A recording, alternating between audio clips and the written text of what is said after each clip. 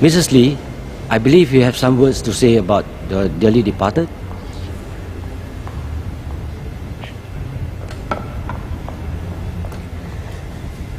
I'm not going to sing praises for my late husband. Not today. Neither am I going to talk about how good he was. Enough people have done that here. Instead, I want to talk about some things that will make some of you feel a bit uncomfortable. First off, I want to talk about what happened in bed.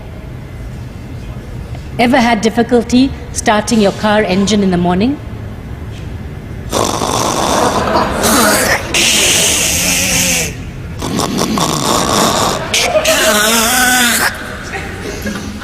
Well, that's exactly what David's snoring sounded like. But wait, snoring wasn't everything. There was also this rear-end wind action going on as well. Some nights, it would be so forceful, it would wake him up. "What was that?" he would ask. "Oh, it's the dog," I would say. "Go back to sleep, dear."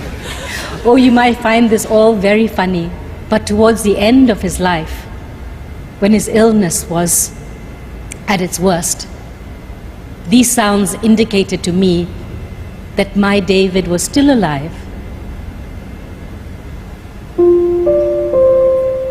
And what I wouldn't give just to hear those sounds again before I sleep.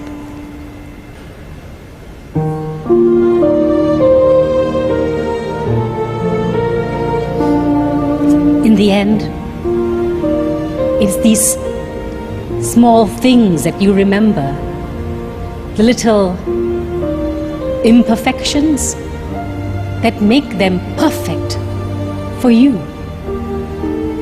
So to my beautiful children, I hope one day you too find yourselves life partners who are as beautifully imperfect as your father was to me.